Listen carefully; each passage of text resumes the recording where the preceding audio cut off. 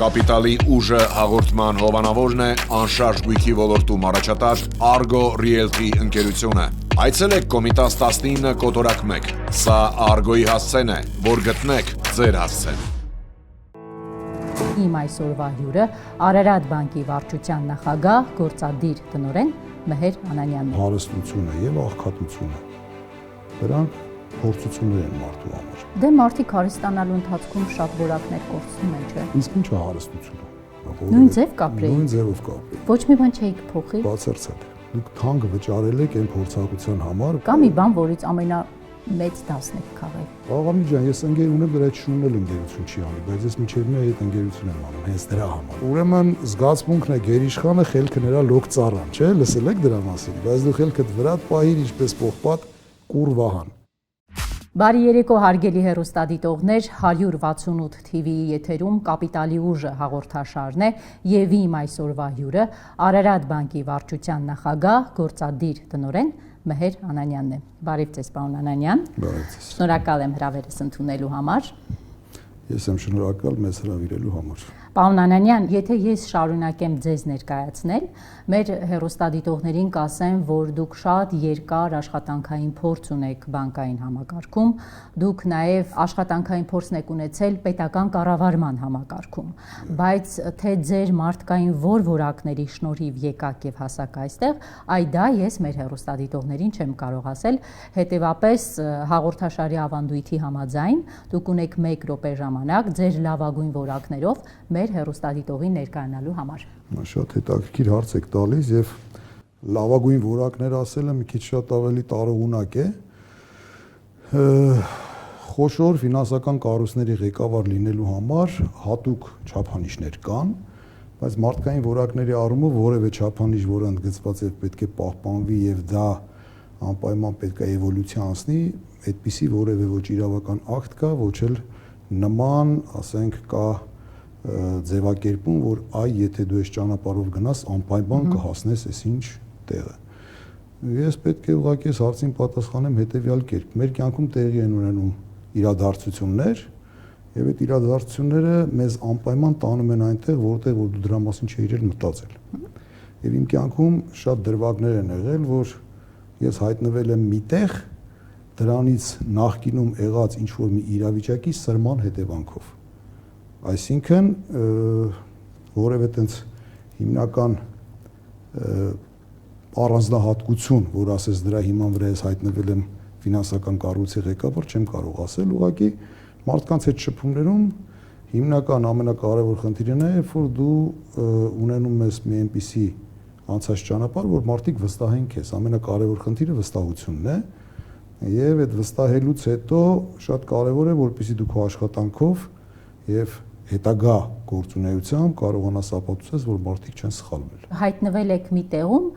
որի մասին չէիք էլ մտածել։ Դա նշանակում է, որ օրինակ երբ դպրոցական էիք, ձեր նպատակները, ձեր երազանքները կապված չէին ներկայիս Մեհեր Անանյանի կյանքի ու գործունեության հետ, լրիվ այլ էին։ Հետաքրքիր տեղ է տանում ձեր հարցը, ուրեմն դպրոցական եղած ժամանակ մենք 3 եղբայր ենք. Մեհեր, Սասուն եւ Դավիթ, եւ մենք բոլորս Անանյան Սանասարի որդիներն ենք։ Եվ դրանով միշտ հպարտացել ենք եւ ամենավաղ տարիքից մենք փորձել ենք մեր ամեն մի քայլը եւ ամեն մի գործունեությունը իրականացնենք այնպես, որ երբեք ամոթի զգացողություն չունենանք, որ մենք այդ մարդու որդիներն ենք։ Ես կոնկրետ ընտրել եմ տնտեսագետի մասնագիտությունը, որովհետեւ իմ հայրը եղել է տնտեսագետ, ճանաչված մարդ, հարգված մարդ։ Այսինքն կա մի տարիք, երբ որ դու իրականում չես կարողանում պատկերացնել, թե ինչ ճանապարհով պետք է գնաս, եւ որպես կանոն ուղեցուցային քո համար լինում են քո ծնողները։ Եվ եթե հիմա դուք ուշադիր նայեք, կտեսնեք, որ բժիշկների ընտանիքում բժիշկներ են ծնվում, մեծանում եւ հետագայում դառնում բժիշկներ, իրավապահ մարմինների աշխատակիցների երեխաները կամ իրավաբանների երեխաները որպես կանոն գնում են իրենց ծնողների հետքերով։ Երևի ես էլ գնացել եմ տնտեսագետ, ընտրել եմ այդ մասնագիտությունը հորս հետ կապված, հորս նկատմամբ ունեցած իմ մարդկային ամենաբարձր հարգանքով եւ սիրով, ընտրել եմ տնտեսագետի մասնագիտությունը, բայց շատ հետաքրքիր է, այդ տնտեսագետի մասնագիտություն չընտրեի, ընտրեի մեկ այլ մասնագիտություն, ինչ կարող էր տեղի ունենալ։ եւ բոլոր մարդիկ պետք է իրենց այդ հարցը տան։ Օրինակ ես լավ բժիշկ կլինեի, թե չէ, կամ լավ գիտնական միգուցե, բայց ամեն դեպքում մեր ընտանիքում եղել է առաջնահերթությունը եւ փոքր եղբայրս ընտրել ենք տնտեսագետի մասնագիտությունը, միջնեկ եղբայրս ընտրել է բժշկի մասնագիտությունը, էդ էլ հորս հորդորով։ Այսինքն հայրս ասեց մեզնից որևէ մեկը մեր ազգի մեջ բժիշկ չկա, արի գնա դու բժիշկ դար։ Երկրորդ եղբայրս Սասունը դպրոցը ավարտեց մեդալով եւ մերոնք մտածեցին, որ լավ, եթե դու տենց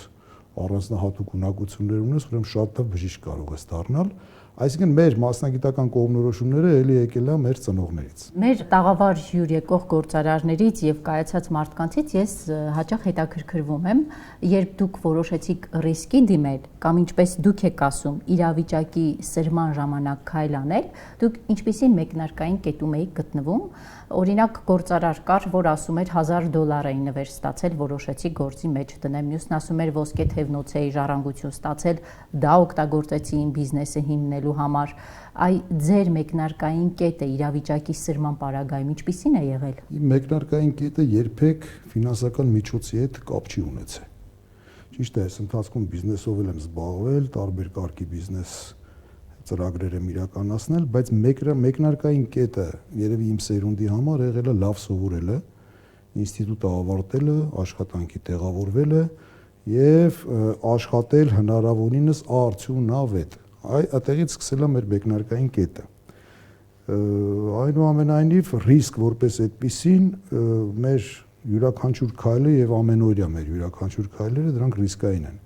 Բանկային համակարգը ամբողջությամբ ռիսկային է եւ պասիվային գործառնությունները եւ ակտիվային գործառնությունները դրանք իրենց մեջ պարունակում են մի շարք ռիսկեր եւ տարբեր ուղղություններով են այդ ռիսկերը։ Բայց հետաքրքիր բան կա, օրինակ հենց հիմա հիշեցի Ավետիք Իսահակյանի կտակը բանաստեղծության մեջ մի հետաքրքիր մաս կա, որ ասում է խաղերով լի այս աշխարհում խաղը եթե տանուլ տաս, զվարթ եղիր ու այդպիսով բախտի վրա կխնդաս։ Անվախ ու վեհ ղեկդ վարե անծանոթին դեմդեմի անզղջալի առաջ գնա ինչ որ լինի թող լինի։ Մենք տենց ենք ապրել։ Տանուլ տալու ժամանակ դուք եղել եք զվարթ։ Ուրեմն ինչն է ձեզ առաջ խնդիրը տարել։ հետեւյալն է, եթե նույնիսկ տանուլ ես տալիս, դու պետք է մտածես, որ ամեն ինչ կորսված չի։ Եվ եթե կա մի բիզնեսմեն, որ կգա կներկայացնի, որ իր հաջողությունները եղել են sense ուղիղ ճանապարհով, դուք դրան մի հավատացեք։ Եթե կա հեշտ ճանապարհ, եթե կա ճանապարհ, որ արագ քեզ տանում է ինչ որ միտեղ, ուրեմն այդ ճանապարհը քեզ տանում է ոչ միտեղ։ Բոլոր բիզնեսմենները ունեցել են եւ կորուստներ, ունեցել են եւ չնախատեսված անկումներ, եւ այսօր նույնիսկ երբ մարդիկ դիմում են վարկեր ստանալու, մենք ունենք լուրջ վերլուծաբաններ, եւ այդ մեր վերլուծաբանները այն խորությամբ են վերլուծում մարդկանց բիզնեսը, երբեմն այդ մարդկանց բիզնեսը վերլուծելուց հետո ցույց են տալիս իրենց նախաձեռնությունների թույլկետերը, ցույց են տալիս իրանց չնախատեսված այն խնդիրները, որոնք կարող են տեղի ունենալ, եւ վերջում հաշվարկների արդյունքում ցույց են տալիս, որ այդ վարկը ձեզ տրամադրելը շատ ռիսկային է։ Եվ մարդիկ դրանից հետո շատերը շնորհակալություն են հայտնում այդ վարկը չեն վերցնում։ Ոչ թե մեր մոտից չեն վերցնում, գնում են մեկ այլ բանկ։ Այլ ընդհանրապես Ընդհանրապես բիզնեսմենները իրենց հաշվարկների մեջ դա մարդու երևի էության մեջ է նստած, իրանք ավելի շատ հաջողություններն են տեսնում, այն դժվարությունները, ձախողումները, որ կարող են լինել, երբեմն բիզնեսմենները դրանց վրա այդքան ուշադրություն չեն դարձնում, որովհետև հաջողության, այսպես ասած, ձգտելու իրենց այդ ճանապարհ անցնելը երբեմն բթացնում է նրանց զգոնությունը, եթե ուրիշ բառ չասենք, բայց բանկի մեր վերլուծաբանները շատ սառը մտքով եւ սառը դատողությամբ են վերլուծում ամբողջ իրենց բիզնես պրոյեկտները եւ շատ ազնվորեն մարդկանց ցույց են տալիս իրենց նախաձեռնությունների ռիսկային կետերը։ Մենք սովորաբար հաջողակ մարդկանց բաժանում ենք երկու խմբի։ Մարդիկ, որոնք կայացած ընտանիքի զավակներ են, եւ մարդիկ, որոնք կայացած ընտանիքի զավակներ չեն։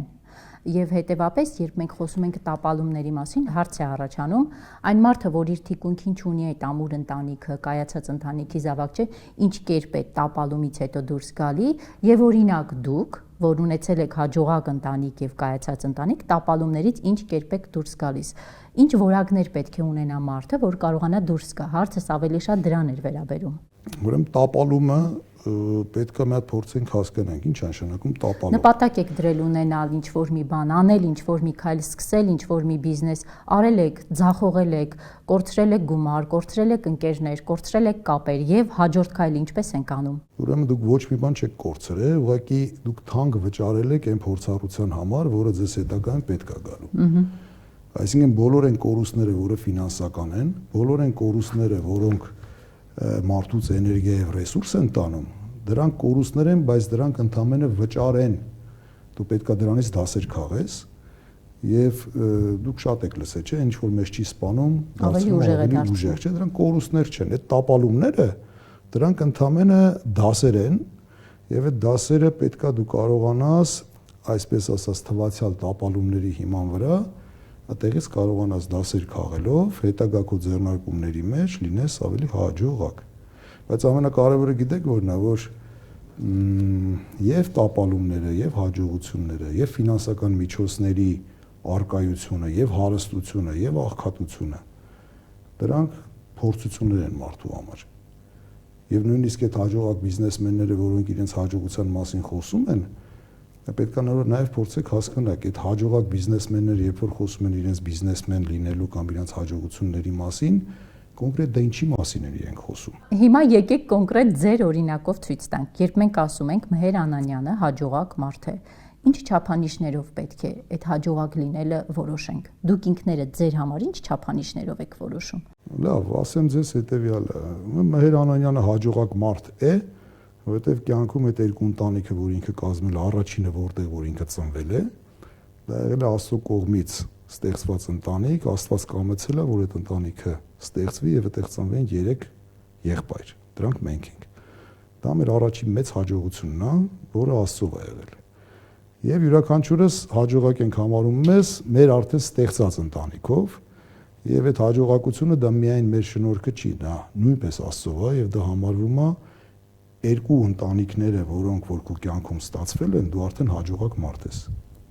Իսկ հիմա եթե դուք հարցը տալիս եք Անանյան Մհերին որպես Արարատ բանկի գործադիր տնօրեն եւ վարչության նախագահ, իմ հաջողակությունը, եթե մենք կապում ենք Արարատ բանկի հետ,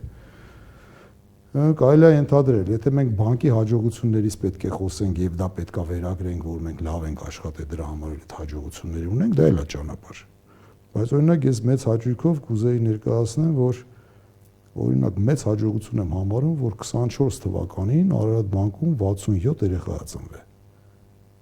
Քանի աշխատող ունեք։ Մոտ 1100։ Ու ամուսնությունները 50-ից ավել, օրինակ Արարատ բանկում ծնվել է 67 մարդ, 67 լույս, 67 արժանապատիվ երեխա, որը մեր վաղվա օրն է լինելու։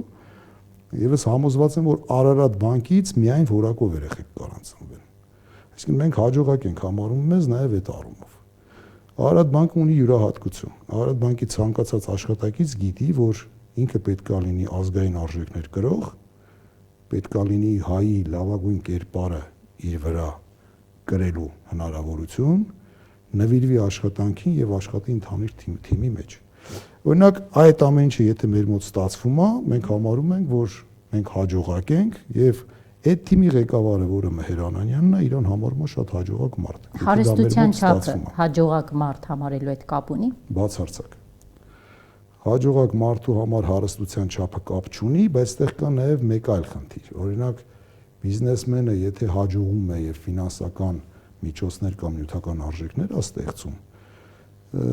ասենց եթե մենք փորձենք հասկանանք, դա մեր տնտեսությանը, մեր պետությանը, մեր հասարակությանը ինչով է օգտակար եւ ինչով է օգուտ, չէ՞։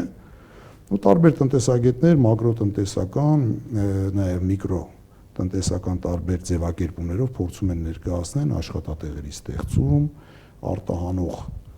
հատվածները ըստ էության պետության համար շատ կարևոր հարց են լուծում, ծառայություններ են ներմուծում եւ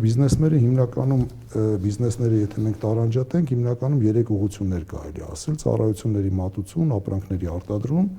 եւ աշխատանքի կատարում։ Այսինքն դրանք են հիմնականում եւ ամեն մեկը ունի նաեւ իր ենթաճյուղերը։ Հիմա այս դեպքում շատ կարևոր է, որ բիզնեսը կայանա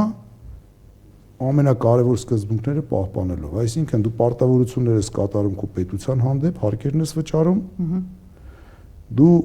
սոցիալական պատասխանատվության ծրագրեր ես իրականացնում, այսինքն դու իրականացնում ես ծրագրեր դրանով նպաստելով, որ հասարակությունը ինքը քո բիզնեսի հետ կապված զուգահեռ քայլելով առաջ, այդ ծրագրերի արդյունքում մենք ձևավորենք հասարակության լավագույն բջիջը, այսինքն մարդը հասարակության ամենակարևոր, այսպես ասած, գրող բջիջը ինքը միշտ սոցիալական ծրագրերի մեջ լինի ներգրավված։ Օրինակ Արարատ բանկը մեր սոցիալական ծրագրերը հիմնականում ուղղությունները դրանք կրթական են, մշակութային են, առողջապահական են։ Մենք օրինակ Մատենադարանի հետ ենք աշխատում, շատ լուրջ ծրագրեր ենք իրականացրել Մատենադարանի հետ։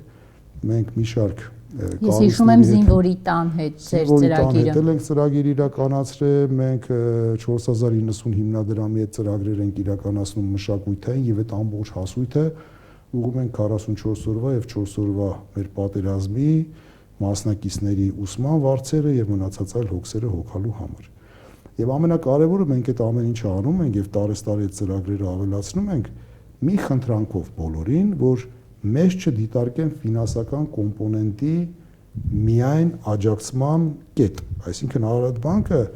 խնդրում է եւ շնորհակալություն է հայտնում, որ մենք այդ ծրագրերի հետ միանում ենք եւ գնում ենք, մեզ չդիտարկեն միայն ֆինանսական դոնոր, այսինքն մենք մեծ երջանկություն ենք համարում, որ մենք այդ ծրագրերին այսպես ասած մասնակցում ենք եւ այդ արժեքների կրողն ենք նաեւ։ Եվ այդ մարդկանց էլ մենք փորձում ենք դարձնել մեր բանկի արժեքների կրողը եւ այն կարգախոսը, որ մեր բանկում մենք ունենք, բարձրանում ենք միասին։ Սա էլ հենց այդ նույն դրսևորումներից մեկն է՝ սոցիալական ծրագրերի իրականացում։ Եվ երրորդ կարևոր կոմպոնենտը մեր աշխատակիցների, այսինքն 1100 աշխատակից ունենալով մեր համար շատ կարևոր է, որ 1100 աշխատակիցները աշխատեն մի այնպիսի թիմում, որտեղ ես նորից կարող եմ կրկնվեմ, բայց հայ ազգային արժեքների կրելը, հասարակության լավագույն անդամ լինելը, լավ ընտանիքներ կազմելը, լավ երեխաներ ունենալը, այդ երեխաներին ճիշտ դաստիարակելը, դրանք շատ կարևոր են։ Միևնույն ժամանակ մեր համար կարևոր է, որ մեր աշխատակիցը ինքը բարեկեցիկ կյանքով ապրի։ Այսինքն մեր բիզնեսը, որ մենք զարգացնում ենք եւ արդյունքներ ենք ստանում, պարտադիր պետք է հավասար բաշխում ունենա։ Մեր աշխատակիցները պետք է բարեկեցիկ կյանքով ապրեն, իրանք պետք է բոլորը գիտակցեն, որ ամոթը ազգային գաղափարախոսությամբ չապրեն,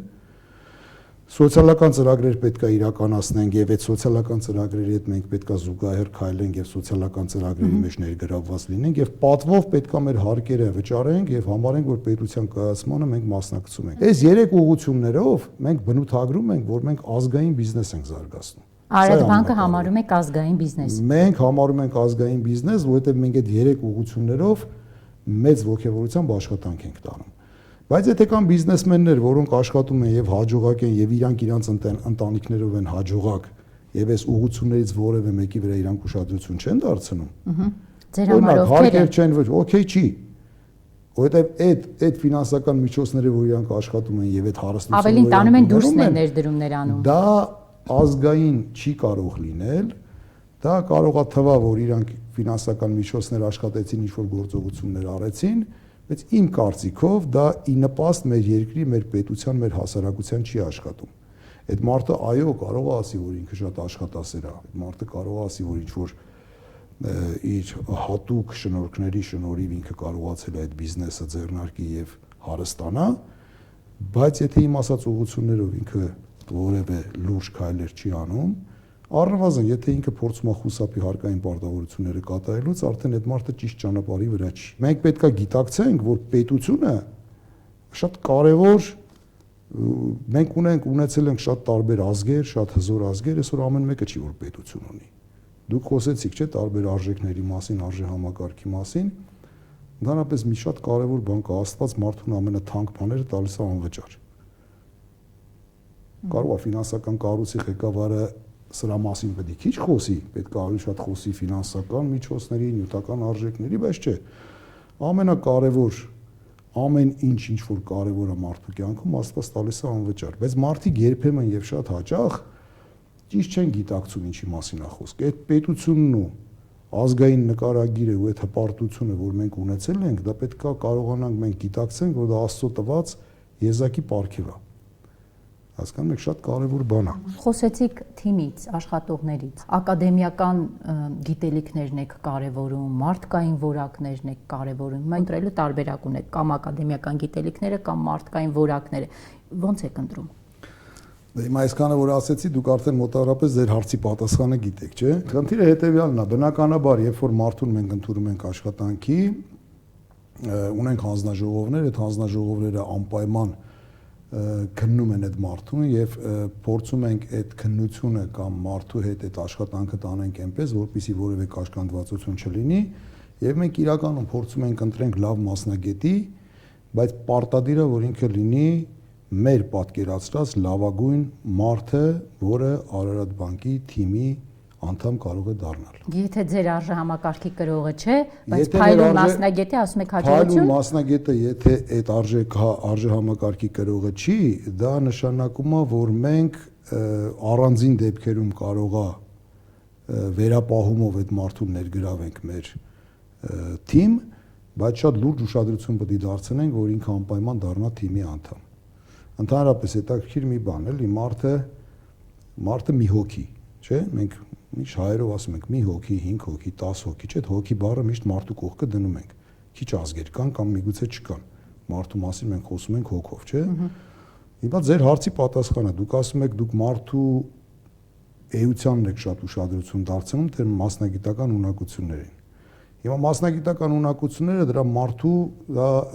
ուղեղի ճկունությունն է եւ ուղեղի մարզված լինելն է, կամ ինքը ինչ մասնագիտական ունակություններ ունի, որտեղ է սովորել, ինչ փորձառություն ունի, չէ, այդ ամեն ինչը բերել է նրան, որ ինքը դառել է փայլուն մասնագետ։ Բայց դա ուղեղի ճկունության եւ ճկունության հետ կապված ճանապարհ անցած ինչ որ մի բան է, որ կարելի է բոլոր մարդկանց կամ գրեթե բոլոր մարդկանց կարելի է այդ ճանապարհով տանել։ Բայց մարդու հոգին տիեզերական է, այսինքն մարդը եթե ծնվում է միտեղ, մի ընտանիքում, ունի գեն, ինքը տիեզերական է, այսինքն դա չի փոխվում այդ մարդը։ Հիմա դուք ձեր մայրիկին կամ ձեր ծնողներին որ հարցնեք, աղավնի ջան, հաստատ կասեն, որ դուք այն մի տարեկանում եք 40-ից հետո էլ նույն մարդն եք եղել։ Ու շատ հատկանիշներ, որ այսօր դուք ունեցել եք նաև այդ մի տարեկան հասակում։ Դա տենց է, դուք ձեր ծնողներին որ հարցնեք, ինքը կասի, այսինքն մարդու ամբողջ էությունը մարդու այդ հոգին, դա տիեզերական է եւ մարդը չի փոխվում։ Չի փոխվում։ Մարդը այդ տիեզերական առումով չի փոխվում։ Եթե ինքը այդ արժանինքները չունի, ինչքան էլ իր ուղեղը մարզի,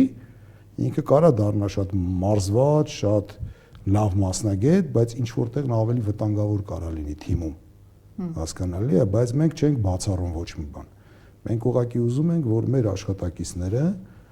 1100 աշխատակից լինեն մեր հասարակության ամենալավագույն անդամները։ Այսօր էլ ես համարում եմ, որ Արարատ բանկի աշխատողները դրանք բոլորը լավագույն մարդիկ են մեր հասարակության։ Իհարկե մենք դրա վրա աշխատանքներ ենք տանում, երբեմն էլ շատ արագ մարդիկ զրկվում են աշխատանքից, որ պարզվում է իրանք հանկարծ այդ մարդիկ չեն կամ գիտակցված սխալներ են անում։ Ոչ թե սխալվում են, այլ գիտակցված սխալներ են անում։ Գիտակցված սխալ անող մարդիկ մեր կողմից արդեն դառնում են ոչ վստահելի, իսկ բանկային համակարգում ոչ վստահելի մարդիկ չպետք է աշխատեն, որովհետև նրանց աշխատանքը արդեն որևէ իմաստ չունի եւ կարող է իրանից չարիք բերի։ Ասում եք մարդիկ չեն փոխվում։ Այ դուք դպրոցական Մեհեր Անանյանը եւ ներկայիս Մեհեր Անանյանը չի կորցրել ինչ որ մարդկային որակներ։ Չեն կորցրել։ Այն սովորական քաղաքացին եւ հիմա ղեկավարը չի կորցրել։ Այդ ձեր դպրոցական ընկերներին որ հարցնենք, որոնց հետ շփվում եք, օրինակ ձեզ որ որակները կասեն, որ կորցրել եք։ Աղամի ջան, ես ընկեր ունեմ, դրա հետ շունել ընկերություն չի անի, բայց ես միջև հիմա այդ ընկերություն եմ անում, հենց դրա համար, որովհետև ինքին մանկության ընկերն է։ Խոսքը ինչի մասին է։ Խոսքը նրա մասին է, որ այս իմ փոխաբերական իմաստով որ ասում եմ, այսինքն ինչը պետք է մեզ փոխեր։ Դե մարդիկ հարստանալու ընթացքում շատ որակներ կորցնում են, չէ՞։ Իսկ ինչ է հարստությունը։ Հարստությունը բանկային քարտի թվերը։ Ու ինչ է տալի։ Հիմա իմ եւ ձեր բանկային քարտի թվերի տարբերությունը, որ մենք հիմա նստած իրար հետ շատ հաճելի ձևով զրուցում ենք։ Կարող է ես ինչ որ առավելություն ունեմ ձեր նկատմամբ կամ դուք առավելություն ունեք իմ նկատմամբ։ Ձեր բանկային քարտը շատ ավելի հարուստ է, քանի ինչ է տալիս դա ինձ։ Ուրեմն մարդուն պետք է որպեսի ֆինանսական միջոցները բավարարի։ Համաձայն եք թե չէ։ Չէ, բանկային քարտի թվերն էլ են շատ կարևոր։ Ու ինչ է տալու այդ բանկային քարտի թիվը։ Ինչ ուզում է անում է։ Ձեր հարցը այո, շատ տեղին հարց է, բայց ես քիչ առաջ ասեցի, չէ, հարստությունն էլ է փորձություն։ Չէ՞։ Եթե բանկային քարտի թվերը ձեզ տալիս է առավելություն, եւ այդ առավելությունը բերում է նրան, որ դուք ձեր մարդկային որակների հաշվին, բայց ինչ որ այլ առավելություններ եք ունենում, դա ընդհանրապես խոսում է նրա մասին, որ դուք այդ փորձությունը չհաղթահարեցիք։ Չէ՞։ Ուրեմն իմ համար շատ մեծ հարգանքի արժանի են այն մարդիկ, որ սահմանափակ ֆինանսական միջոցներով իրանց ընտանիքը շատ բարեկեցիկ կերպով կարողանում են պահեն, կարողանում են ուսում ստանան, կարողանում են ինքնաբավ լինեն։ Օրինակ ձեր շրջապատում կամ ձեր պատկերացրած մարդկանց մեջ չկան հարուստ մարդիկ, բայց նրանց ընտանիքում տիրում է մի այնպիսի իրավիճակ, որ այդ հարստությունը չարիք է բերել իրանց, չէ՞։ Կան չէ՞ դες մարդիկ։ Այո։ Այդ է խոսում նրա մասին, որ այդ փորձությունը չհաղթահարելուց բացի, ասենց ասեմ, ընտանիքում եթե խոսակցությունը անընդհատ գնում է ֆինանսական միջոցի եւ նյութական արժեքի վերաբերյալ, այդ ընտանիքը ձախողության մեջ է։ Ընտանիքում ընդհանրապես փողի ունեցվածքի մասին խոսելը այդքան էլ լավ բան չի։ Ես իմ պատկերացումն եմ ասում, ես արդեն թոր ունեմ։ Ընդհանրապես տան մեջ ես իմ երեխեքին չեմ կարող համոզել, որ գնան խանութ իրանց համար ինչ-որ բան վերցնեն, գնան ինչ-որ բան։ Իրանց համար այնքան էական չի այդ ամեն ինչը։ Դա ինձ շատ ուրախացնում է։ Երբեք չի եղել, ես 4 աղջիկ ունեմ, որ իմ աղջիկները ինչ-որ բան ուզեն։ Միշտ մենք ենք ասում, որ լավ, ինչ կարելի է, բան եւ այլն։ Իրանք այդ տան մեջ, բայց վստահ են, որ եթե ինչ-որ մի բան պետք է, դա անպայման տեղի կունենա։ Եվ ամենակարևորը, որ այո, մեր բանկի բոլոր աշխատակիցների այդ բարեկեցությունը միայն ֆինանսական միջոցի հետ չի կապված։ Բարեկեցությունը այդ տան մեջ եղած երեխաների դաստիարակությունն է նաև։ Դուք ուղղակի չեք պատկերացնում, թե ինչքան լավ երեխեք կան մեր բանկում։ Մեր բանկից ծնված։ Ու մեր աշխատողներն էլ։ Այդ 1100-ի մեջ մոտավորապես մի 700-ից մի քիչ պակաս կանայք եւ աղջիկներ են։ Ես ուղղակի մենք մեծ ուշադրություն ենք դարձնում, որ ամուսնանան, շատ երեխաներ ունենան։ Մեր Արարատ բանկի մեծ ձեռքբերումները, ամենակարևոր ձեռքբերումները, այն են, ինչ որ ես մի քանի րոպե արդեն ասում եմ։ Դուք շատ եք խոսում եւ ձեր խոսքում շատ եք շեշտադրում ազգային իմասը։ Այո։ Ինչ կերպ եք նայում այն մարդկանց, որոնք Հայաստանում կայացած են, Հայաստանում ունեն բիզնեսներ, բայց ներկայիս Հայաստանից դժգոհ են եւ ընտանիքներն են Հայաստանից հանում եւ հեռացնում եւ բիզնեսները, կապիտալի արտահոսք է տեղ ունենում, իսկ այդ մարդկանց ինչ կերպ եք վերաբերում։ Այդ մարդկանց չեմ ուզում կտրուկ ասեմ, մարդկանց վերաբերում եմ ըմբռնումով, որովհետեւ յուրաքանչյուր մարդ այդ իրավունքը ունի, որևէ սահմանափակող նորմ չկա, մարդիկ կարող են ընտրել իրենց համար ապրելու տեղ, բայց խնդիրը հետեւյալն է, եթե միայն կենցաղային հարցերն է մարդուն հետաքրքրում, դա լավ բան չի։ Այսինքն հիմա մենք գտնվում ենք մի դժվար ժամանակահատվածում, որ պետք է մենք այդ ազգայինը, որ մենք ասում ենք, ինչ ենք ասում։ Այսինքն դու եթե գնում ես, դու խնդրից ես գնում, միջավայրը քեզ դուր չի գալի դրանից ես գնում։ Խնդիրներից է գնում, Հայաստանը անվտանգային խնդիրներ ունի։ Շատ լավ, ես ասեմ, ուրեմն կապիտալի ներհոսքի, կապիտալ ներդրումների համար ամենակարևոր հիմնական ուղղությունները կայունության։ Հիմնականում դրանք 4-ն են։ Դրա մասին բազմիցս առիթներ ա լինում, խոսում ենք։ Այսինքն շատ կարևոր է ներդրումների համար, որպեսզի արտաքին անվտանգության կայունություն լինի։ Ճիշտ է, որը տարիներ շարունակ Հայաստանում չի եղել, արդեն 20 տարուց 30 տարի մոտավորապես այդ կայունությունը միշտ եղել է խաթարված։ Երկրորդ կայունությունը ներքաղաքական կայունությունն է, որը էլի չի եղել, հիմա առավել եւս չկա։ Դրանք այո, կայունության ուղղություններ են, որոնք մտահոգում են բիզնեսին, մտահոգում են ֆինանսներին։ Եվ գաղտնիք չի, ֆինանսները հոսում այնտեղ, որտեղ նրանց համար ամենալավագույն պայմաններն են ստեղծվում։ Հիմա Հայաստանը լավագույն պայմաններն ունի բիզնեսի ներդրման կամ ֆինանսական ներհոսքի համար։ Չունի։ Բայց այն երկրորդ ուղղությունը եւ երրորդ եւ չորրորդ ուղղություններն են, դրանք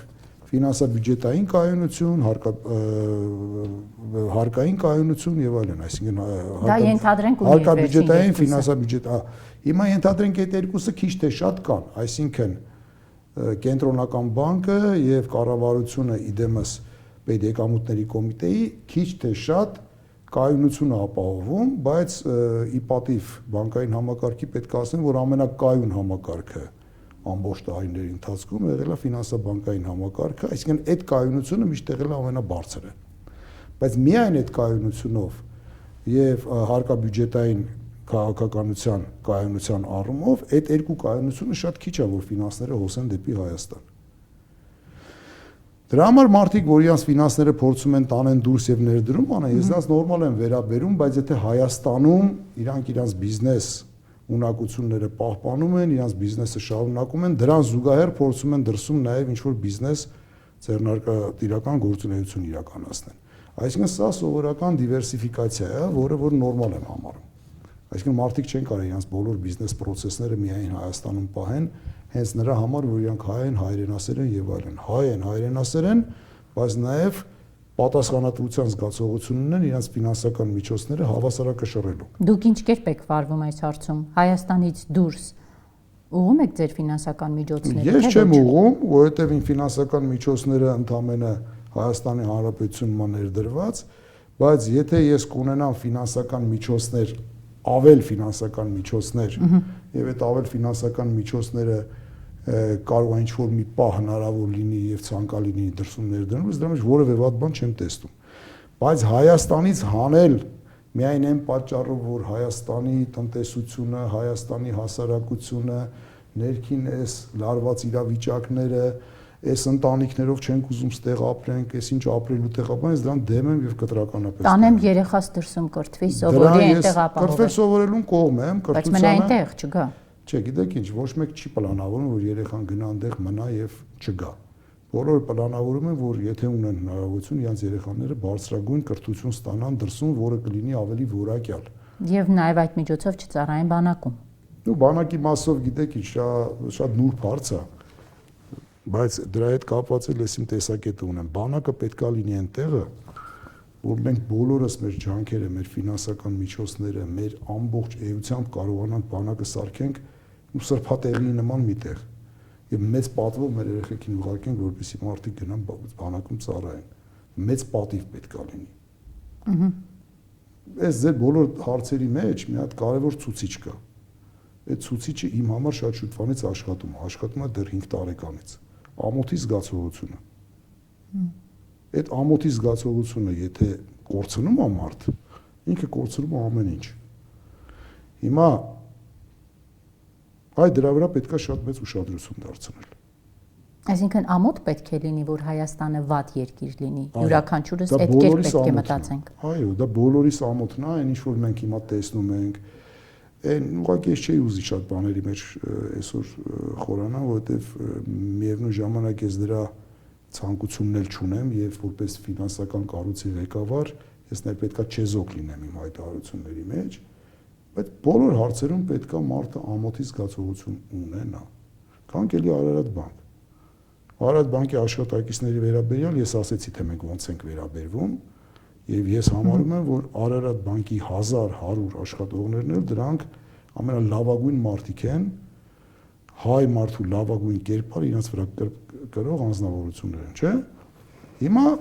սրանից հետո ամոթ պետք է լինի, եթե մենք տենց ենք վերաբերվում մեր աշխատողներին, աշխատողի համար էլ ամոթ պետք է լինի, որ ինքը իր պարտավորությունները, իր մարդկային որակները չբերի այն մակարդակին, որը որ մենք արդեն հայտարարել ենք, դա այդպիսինն է։ Ովքեր կգան այդ դաշտ եւ այդ դաշտում են, բնականաբար մենք իրար հետ շարժվում ենք առաջ։ Ովքեր որ չէ, մենք պետքա փորձենք հասկանանք։ Նույն նաեւ հասարակության մեջ։ Ինչը հասկանանք էլ։ Ինչ։ Ինչը հասկանանք։ Էլ չեկողների դեպքում ինչը հասկանանք։ Չէ, հիմա ես հնարավորություն ունեմ, չէ, ինչպիսի աշխատողներ կարող եմ ես ունենամ։ Մենք մեր հանձնաժողովներով ընտրում ենք, ընտրություն ենք անում, չէ։ Ես քիչ առաջ ասեցի, շատ կարևոր է, որ այն մարդը, որ մեր թիմում աշխատում է, ինքը այդ արժեքները կրողը լինի։ Հասկանում եք։ Եվ այդ ամոթի զգացողությանն եմ գալիս։ Ամոթ է, որ այդ մարդը այդ արժեքները չկրի ու մնա ստեղ աշխատի։ Հասկացաք։ Կապիտալի ուժը հաղորդման հովանավորն է անշարժ գույքի ոլորտում առաջատար Argo Realty ընկերությունը։ Այցելեք Կոմիտաս 19 կոտորակ 1։ Սա Արգոյի հասցեն է, որ գտնեք ձեր հասցեն։ Գալիս է դա ընտանիքից, դաստիարակությունից, արժեքները չկրելը։ Շատ լավ, բայց մենք իրանց ամոթանք չենք տալիս։ Մենք ուղղակի ասում ենք, որ սա մեր պահանջն է։ Չէ՞։ Նույնը հասարակության անդամին է վերաբերում։ Ընդհանրապես եկեք նայենք մեր բոլոր պետական պաշտոնյաներին։ Եկեք նայենք մեր ոստիկանությանը, եկեք նայենք մեր ուժային կառույցներին, նայենք մեր դատավորներին, նայենք մեր դատախազներին, չէ՞։ Իրանք պաշտոններ են զբաղացնում, որ իրանց պաշտոնավարման ընթացքում իրանց գործունեության որակից կախված է մեր հասարակության շատ ու շատ հարցեր։ Բարեկեցություն, արդարադատություն, չէ՞։ Հիմա մենք մեր երեխաներին ինչ ենք դաստիարակում։ Դաստիարակում ենք, որ իրանք լավ մարդիկ մեծանան։ Չէ՞։ Այդ լավ մարդիկ, որ իրանք պետքա մեծանան, այդ նույն լավ մարդիկ պետքա այս հասարակության մեջ դոմինանտ լինեն։ Այսինքն հասարակության մեծ մասը դա պետք է ընդունի որպես արժեք։ Դա բոլորիս գործն է։ Հասկանում եք։ Եթե չկա արժեք, օրինակ, եթե դուք չունեք լավ ընկեր, չի ստացվի, չունեք լավ ընկեր, այսինքն դուք նենց եք դիրքավորել ձեր կյանքում, որ չունեք լավ ընկեր։ Կան մարդիկ, որոնց հետ դուք շփվում եք, ընկերություն եք անում, ինչ-որ բան եք կիսում, քննարկում եւ այլն, բայց այն քո տրամաբանությամբ, որ դու պետք է կարքին ընկեր ունենաս, չունես։ Շատ փող որ ունենաս, կարաս փողով լավ ընկեր ունենաս։ Այդ խնդրեմը դրա մեջ է։ Այն որ ասում են Աստված ամենակարևոր բաները մարդին տալիս է անվճար, նորից դրան եմ գալիս։ Այսինքն մեր բոլոր արժեքները, ամենակարևոր արժեքները, բոլոր ձեռքբերումները, մեր ազգային ձեռքբերումները, դրանք պետք է փողի հետ կապ չունենան։ Հասկանում եք։ Հիմա քարտի մնացորդը դա ոչ մի բան է։ Որովհետև քարտի մնացորդը եթե ճիշտ խարսվածք չի այն հիմքերի վրա, ինքը ավելի մեծ չարիք է բերելու այդ քարտատիրոջը։ Հասկանում եք։ Մենք հանդիպում ենք շատ հարուստ մարդկանց հետ, դուք շատ պատմություններ լսած կլինեք, միլիոնատերներ, միլիարդատերեր, կենցաղում եւ շրջապատում դուք այդ մարդկանց ոչ մի բանով դուք չեք զգա, որ իրանք հարուստ մարդիկ են։ Իրանք ապրում են ամենահասարակ, ամենանորմալ, նրանց հագու կապը, իրանք սրտանց սիրում են իրանց գործը, սրտանց սիրում են իրանց երկիրը։ Հասկանում եք։ Սրտանց սիրելու համար փող պետք չի։ Փող պետք է միայն այնքան, որ դու քո կենցաղային խնդիրները կարողանաս լուծես։ Փողի չլինելն էլ է չարիք։ Բայց կա մի կետ, եթե քո գումարը քեզ բավարարում է, դրանից ավել արդեն քարտի մնացորդի առումով ոչ մի անգամ բան չի ասում։ Շատ կարևոր է, որ այդ միջև այդ կետը, որը որ քո խնդիրը, քո ընտանիքի խնդիրները պետք է լուծես, դա բավարար ունենաս։ Չէ՞։ Այո։ Այդ դա է կարևորը։ 17 առևտրային բանկ կա։ Եվ հետաքրքիր է, այդ ձեր ղեկավարած բանկը այդ 17-ից ինչով է առանձնանում։ Կա մի բան, որով դուք տարբերվում եք մյուսներից։ Բոլոր բանկերը տարբերվում են մեկը մյուսից։ Բոլորը։ Եվ ոնց որ բոլոր մարդիկ են տարբերվում մեկը մյուսից, ֆինանսական կառույցներն էլ դրանք մեկը մյուսից տարբեր են, բայց ընդհանուր կանոնները, ընդհանուր նպատակները, գործողությունները դրանք ըստ էության միատեսակ են։ Այսինքն բացառիկ առավելություն դուք չունեք մյուսների համեմատ, չկա տենց մի բան, որը բացառիկ եւ բնորոշ միայն ձեզ։ Մենակ մեր նկարագիրը, այն ինչ որ ես ասացի, մեր թիմի նկարագիրը, մեր վերաբերմունքը մեր թիմին, մեր նպատակները, թե մենք ուր ենք գնում, մեր մշակույթի, մեր կրթությանը վերաբերող սոցիալական ծրագրերին, մեր վերաբերմունքը մեր աշխատողներին։ Ես չեմ ասում ուրիշ բանկերում դա չկա, ուրիշ բանկերում միգուցե ավելի հետաքրքիր բաներ կան, բայց բանկերի առանձնահատկությունները դրանք թիմի առանձնահատկություններն են։ Ֆինանսական գործառնությունների առումներով, այսինքն пассивների ակտիվների կառավարման առումով մենք բոլորս իրար նման ենք։ Հասկանալի է, հիմա այդ խանութները որպես սուպերմարկետներ, բանկերն էլ որպես ֆինանսական սուպերմարկետներ են։ Այսինքն այդ նույն ապրանքը դրած է մի քիչ թանկ կամ մի քիչ էժան, չէ՞։ Մի քիչ լուսավորությունն ավել, մի քիչ կոմֆորտն ավելի շատ, մի քիչ սուպերմարկետների գույներն են ավել կամ պակաս,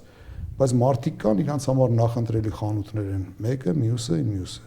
Նույն ձևով էլ բանկային համակարգում կան բանկեր, որոնք նախընտրել են մարդու համար։ Ձեր մրցակցային առավելությունը ո՞րն է դառնում այսինքն։ Մեր մրցակցային առավելությունը դա կոմֆորտ ծառայություններ մատուցելն է մատչելի գներով։ Այսինքն նույն վարկերը, որ մենք տրամադրում ենք, վարկը ինքը միայն վարկի տոկոս չի, օրինակ կորպորատիվ հաճախորդներին վարկից բացի դու մի շարք ծառայություններ ես մատուցում։ Եվ այդ ամբողջի փաթեթի արժեքը ինչպիսինն է եւ այդ կառույցը որպես VIP կառույց Արարատ բանկում ոնց է սպասարկվում։ Եվ նաեւ շատ կարեւոր է մեր մոտ, մեր ժողովրդի մոտ նաեւ կա մեր մոտ կա զգացողական դաշտ։ Օրինակ մարդիկ շատ ժամանակ այն բանկեր են գնում, որտեղ իրանց համար լավագույն սպասարկման սրահներն է, լավագույն սպասարկման հնարավորություններն է կամ մարդկանց վերաբերմունքն է իրանց նկատմամբ։ Այսինքն բանկային տոկոսադրույքների չեն նայում դրան։ Տոկոսադրույքները գրեթե մեկը մյուսին նման են, բայց շատերի մոտ շատ կոմֆորտ է, որ իրանք գալիս են, շփվում են այդ մարդկանց հետ, բայց հիմա շատ կարևոր է նաև մոբայլ բանկինգը, որ այսօր բոլոր բանկերը իրար հետ նաև խիստ մրցակցության մեջ են, որ մարդը առանց բանկ գալու ընդհանրապես բանկային հավելվածը իր հեռախոսի մեջ ունենալով, օրինակ մեր բանկը 63-65 գործարք կարաս դու անես բանկ չգալով։ Բոլոր գործարքները կարաս անես բանկ չգալով եւ շատ արագ, շատ մատչելի, շատ հետաքրքիր ձևով։ Դա էլ է հետաքրքիր եւ այդ մարդիկ դառնում են մեր հաճախորդները։ Նույնիսկ արդեն առանց բանկ գալու կարողանում են հաշիվներ բացել, քարտեր ստանալ, գործարքներ անել վարկյանների ընթացքում։ Թվային ձևակերպումները սրանք արդեն մոտավորապես վերջի 5 տարին շատ կտրուկ ավելացրել է բանկային ծառայությունների որակը։ Գործարարներից մեկը երբ մեզ մոտ պատմում էր, թե ինչպես իր բիզնեսը շատ արագ աճ արձանագրեց, ասում էր աճ արձանագրեցինք, որովհետև կարողացանք նորություն բերել, անել մի բան, ինչ մյուսները չէին անում։ Այս առումով մենք կարող ենք նույնը նաև բանկի պարագայում հարցնել, ասել օրինակ կա մի բան, որ անում եք դուք, մյուսները չեն անում։ Դե կան նման բաներ, բայց եթե ասենք մենք անում ենք մի բան, մյուսները չեն անում, որպես կանոն դու անում ես մի բան, առաջինն ես անում, հետո որոշ ժամանակ հետո մյուսները նույնպես անում են։ Որովհետև պատկերացրեք, եթե բանկերը ունեն ֆինանսական միջոցներ, բանկերը ունեն ագրեսիվ ծրագրեր, բանկերը ունեն մեծ մրցակցություն, ժամանակ առ ժամանակ բանկերից որոշները անում են որևէ ծառայության ավելի օպտիմալ, ավելի հետաքրքիր, ավելի լավ ձևակերպված փաթեթներ առաջին անգամ։ Եվ շատ արագ այդ նույն բանը սկսում են մյուս բանկերը անել, բայց առաջին անգամ անելուց դու կարողանում ես մարդկանց ներգրավես, բերես եւ այդ մարդիկ դրա շնորհիվ դառնում են քո բանկի հաճախորդներ։ Որ նայում եք բանկային համակարգը գովազդային ինչպիսի արշավներ է իրականացնում։ Դուք հասկանում եք, որ բանկային համակարգը տարվա կտրվածքով միլիարդներ է դրամով ծախսում գովազդային արշավների վրա։ Այսինքն մենք ինչ ենք անում։ Մենք մեր լավ կամ ճիշտ փաթեթավորված կամ հնարավոր ծառայությունները, որովհետեւ մենք մեր բնակչությանը կարողանանք ներկայացնենք, մենք գումարներ ենք ծախսում, սարքում ենք այդ առավելությունները կամ այդ պահին մեր կարծիքով լավագույն պրոդուկտը մենք փորձում ենք ներկայացնենք մեր հասարակությանը։ Այսինքն մենք դրա վրա հավելյալ գումարներ ենք ծախսում, չէ՞ գովազդային։ Եվ բոլոր բանկերն են դրա մեջ։ Այ մրցակցությունը հենց դրա մեջ է։ Բայց մեր առավելությունը որպես Արարատ բանկ, ես այս պահին ուղղակի կասեի, որ մենք այո եւ ոչ ասելու արվեստը ուզում ենք Արարատ բանկում շատ ավելի հստակեցնենք։ Ինչ է դա նշանակում։ Դա նշանակում է, որ մարդիկ, ովքեր որ գալիս են վարկավորման կամ գալիս են բանկ, որպեսզի ներգրավված լինեն բանկում որպես հաճախորդ,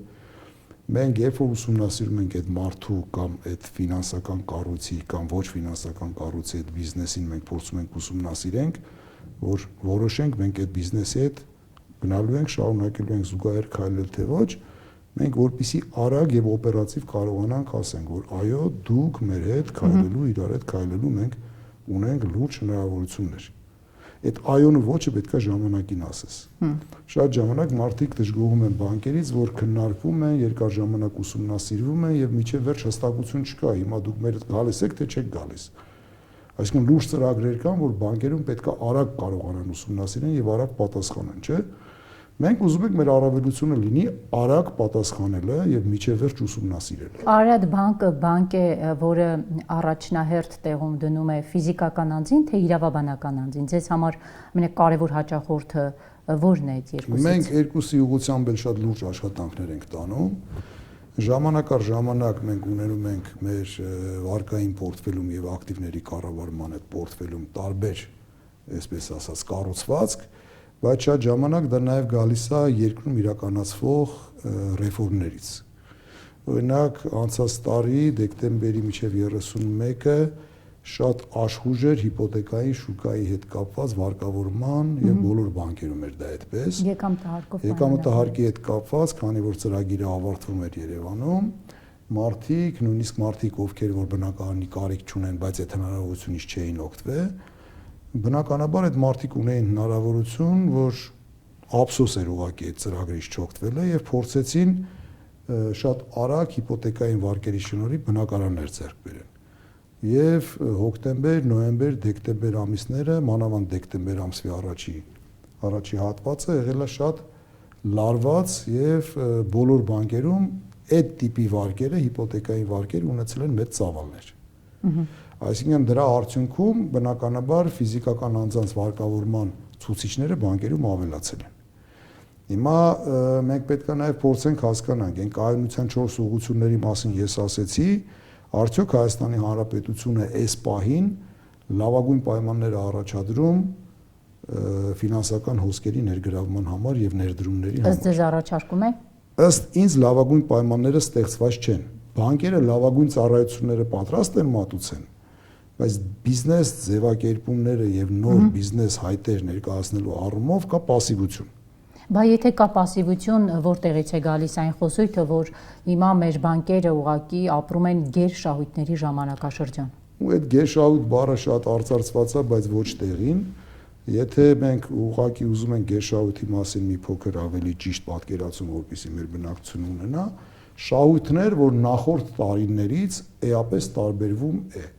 Բայց այդ շահույթները վերջի տարիների, որ տարբերվում են նախորդ տարիներից, ընդամենը ռուս-ուկրաինական պատերազմի հետևանքով հիմնականում մեր հայրենակիցների եւ նաեւ ոչ միայն մեր հայրենակիցների, նրանց ֆինանսական հոսքերը մարդիկ եւ Ուկրաինայից եւ Ռուսաստանից փորձել են տեղափոխել հայկական բանկեր։ Եվ հայկական բանկերում այդ գումարները, որ եկել են, այդ գումարների հնարավորությունները, բանկային ծառայությունները եւ այդ ամբողջ ծավալի մարդիկ, հիշում եք, ռելոկանտները սկսեցին մեծ քանակով գալ Հայաստան, չէ՞։ Եվ մարդիկ սկսեցին բանկային համակարգով աշխատել։ Ընդամենը բանկային համակարգը սկսել է մեծ ծավալի ծառայություններ մատուցել։ Եվ այդ շահույթները, որոնք էականորեն ավելին են եղել, քան նախորդ տարիները, ընդամենը ծավալի արդյունք է, ուրիշ ոչ մի բան։ Այսինքն գերշահույթ կոչվածը դրանք տարբեր իրադարձությունների հետևանք է։ Չնայած ես ասացի, որ դա գերշահույթ չի, ուղղակի փակալիցերի մեջ, ճակերտներում եթե ասում են գերշահույթ, դա գերշահույթ չի։ Եվ այս հետևանքները, որ վերանան, մենք նորից վերադառնալու ենք նույն կետին, որ մենք ունեցել ենք, ենթադրենք, մինչև 22 թվականի փետրվար։ Շատ ենք չէ լսում, այս բանկը լավն է, այս բանկը լավը չէ, այդ լավ կամ վատ բանկ ասվածը երբ քաղաքացին դա լսում է, ինչ հասկանա։ Օրինակ, լավն է այն բանկը, որ ունի շատ ավանդներ, շատ մեծ վարկային պորտֆել, վատ է այն բանկը, որը դա չունի։ Այդ լավ ու վատը ինչպես քաղաքացին տարանջատի։ Ուրեմն ես ձեզ ասեմ, Հայաստանի Հանրապետությունում կենտրոնական բանկի կողմից սահմանված նորմատիվները եւ նորմատիվ իրավական դաշտը այնպեսին է, որ Հայաստանի Հանրապետությունում վատ բանկ չի կարող լինել։ Բոլոր բանկերը վերահսկվում են կենտրոնական բանկի կողմից եւ նենց է հավասարակշռված, այսինքն կապիտալի համարժեքության նորմատիվ, բարձր իրացվելի ակտիվների նորմատիվ եւ մի շարք նորմատիվներ կան, որոնք դու բանկը ուզի չուզի այդ նորմատիվները եթե դու պահում ես, ուրեմն դու չես կարող լինել վտանգված բանկ։ Այսինքն մարդկանց համար վատ բանկը դա այն բանկն է, որ մի օր կարող է ինքը դադարի գործել եւ իր պարտավորությունները ավանդատուների նկատմամբ չկատարի։ Այս տեսանկյունից Հայաստանի Հանրապետությունում բոլոր բանկերը հավասարակշռված են, բոլոր բանկերը վերահսկվում են կենտրոնական բանկի կողմից, բոլոր բանկերը այս պահին գերլիկվիդային են եւ հիմա խնդիր չի կարող լինել։ Բայց հասարակությունը հետեւյալն է, գնահատականներ շատ հեշտ տալիս են։ Օրինակ դուք հետաքրքիր է ձեր բոլոր հյուրերը, որին որ կհրավիրեք ստեղ, շատերը կայացել են, շատերը դարել են մեծ բիզնես, այսպես ասած, ունեցող բիզնեսմեններ, տնտեսվարողներ եւ նրանց գերակշիռ մասը բանկերի շնորհիվ։ Շնորհիվ։ բանկերի շնորհիվ։ Ճիշտ է, շնորհիվ բառով այս դեպքում օգտագործել է։ Ну, բանկերի շնորհիվը ճիշտ է, բայց պետք է ասեմ բանկերի օգնությամբ, լավ միգուցե։ Թե որքան բանկն է օգնել, այնքան էլ տվյալ գործարարն է օգնել։ Այդ թող իրանք ասեն, որովհետև դա ամեն մեկը գնահատի, բայց խնդիրը հետևյալն է. մենք ունենք մարդիկ, որոնք որ այսպես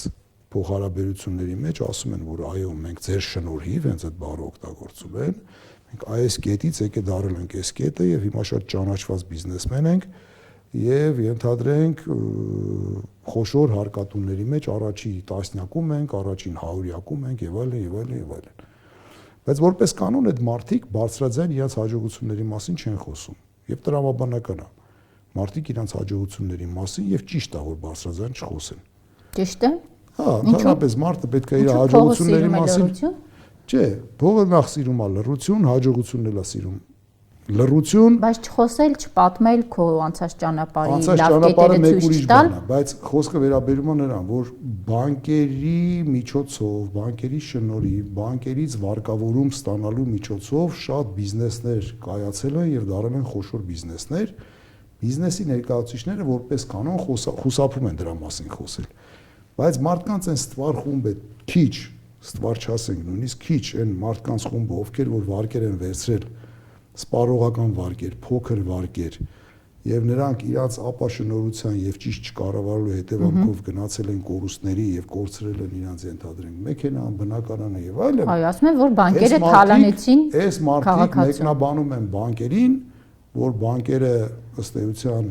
թալանեցին, բանկերի պատճառով իրենք ընկան վատ վիճակի մեջ, բայց սա այնքան անհեթեթություն է որ մարդիկ ընդամենը պետքա ֆինանսական գրագիտություն ունենան եւ հասկանան, իսկ բանկերը այդ միջոցները, որ զես տրամադրում են, ընդհանրապես մարդիկ փորձում են հասկանալ, թե այդ միջոցները ինչ միջոցներ են։ Դրանք նույն ավանդատուների միջոցներն են, որ օրինակ 10%-ով մենք ավանդ ենք ընդունում, 13%-ով վարկ ենք տալիս։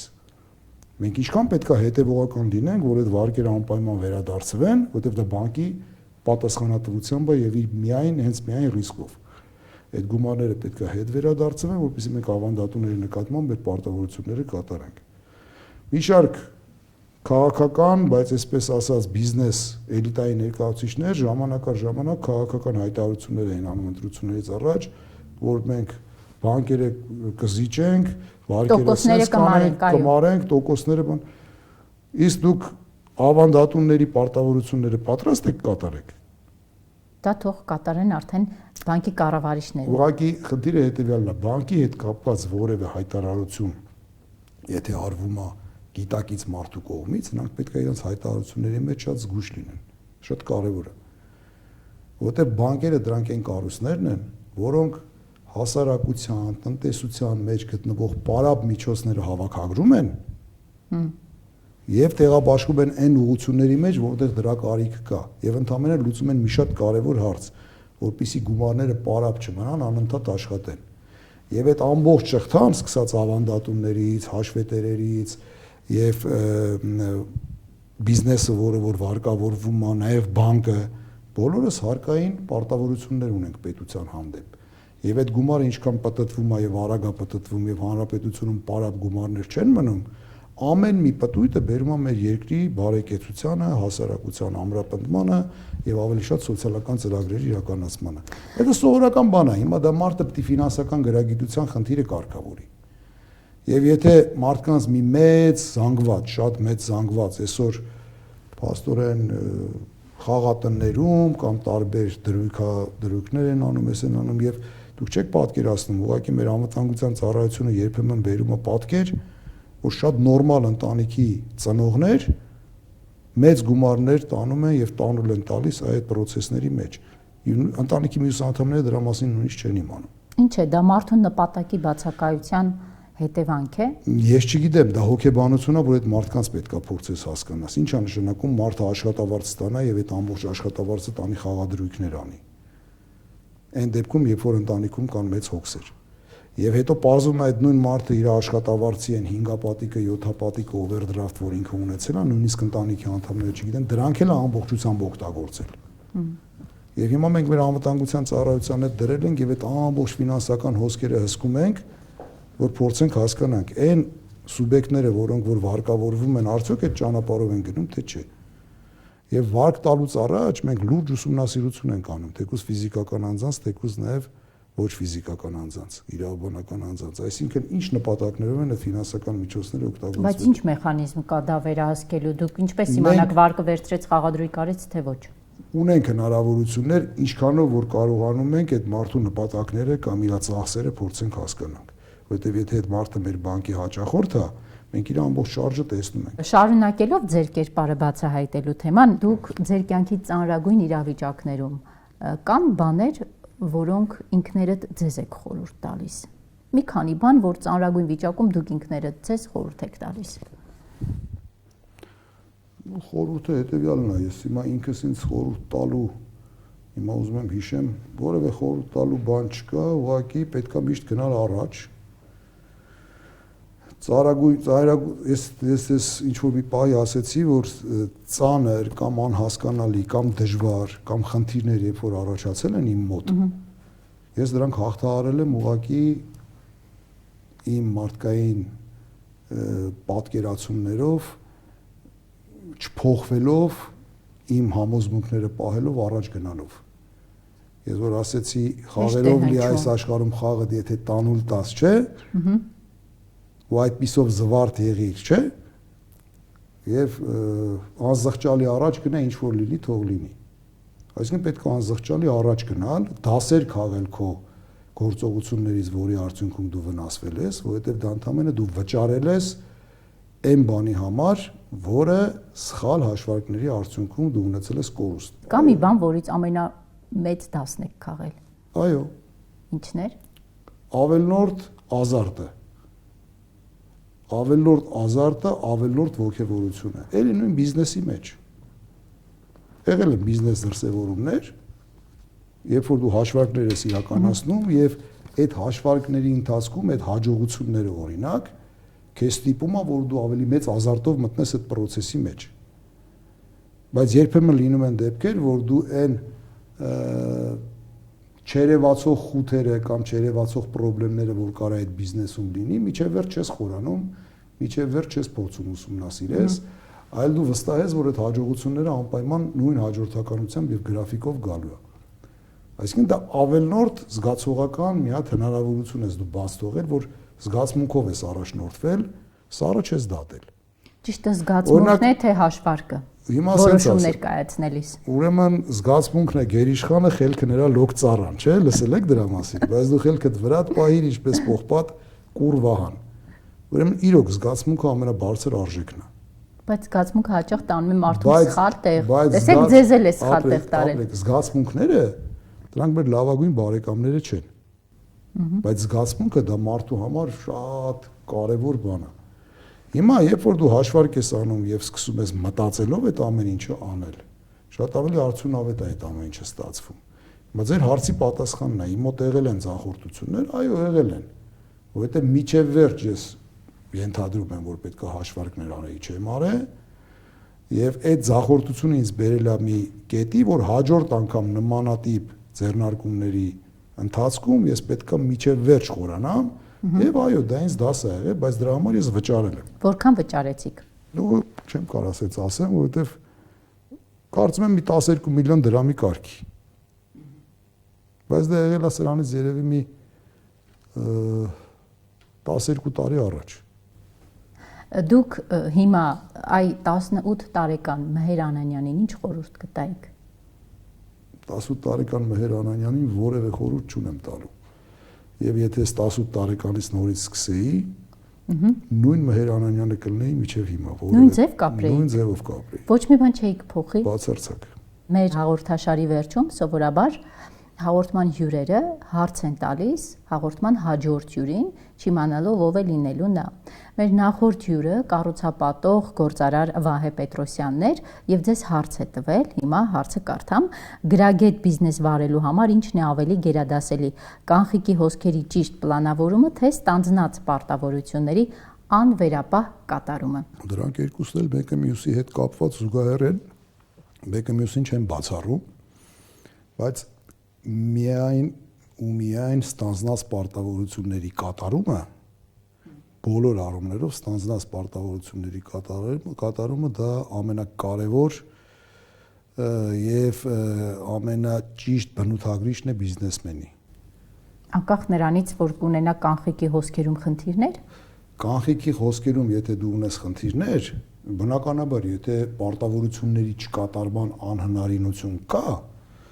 պետք է ուղղակի փորձել հասկանալ իրավիճակը ճիշտ գնահատել։ Բայց պարտավորությունների կատարումը դա համարում է բիզնեսի մեջ ամենակարևոր եւ ոսկի կանոնը։ Եվ եթե դու պարտավորությունների չկատարման, հիմա հետաքրքիր է, այդ մարդը երևի չի իմացել, որ հաջորդ հյուրը լինելու է բանկի ղեկավար, հա, բայց հարցը հենց կակրած բանկի ղեկավարին տրվող հարց է, այսինքն ես ենթադրում եմ այդ մարդու հարցը, եթե sense վերաշարադրենք, ես իմ պարտավորությունները ուզում եմ կատարեմ եւ համարում եմ, որ դա շատ կարեւոր է, բայց ունեմ խնդիրներ եւ այդ պարտավորությունները չեմ կարողանում կատարեմ, չէ՞։ Ինչա պետք անել։ Ամենայն դեպս դրա մասին է խոսքը։ Այո։ Ուրեմն պետքա փորձել հասկանալ բոլոր իրավիճակներում կա ելք եւ պարտավորությունները ում նկատմամբ որ դուք ունեք, պետքա շատ ազնվորեն գնալ այդ մարդու հետ նստել, ամբողջ պատկեր այդ մարդու առաջ դնել եւ ասել մենք երկուսս իրար հետ միավոր ենք, արի մտածենք այս խնդիրը ոնց կարանք լուծենք։ Եվ եթե այդ խնդիրը նույնիսկ բանկի հետ է, բանկը շատ, այսպես ասած, լավ է վերաբերվում պրոբլեմ ունեցող մարդկանց, ովքեր որ գալիս են եւ ազնվորեն ներկայացնում են իրենց պրոբլեմը, ներկայացնում են իրենց հնարավորությունները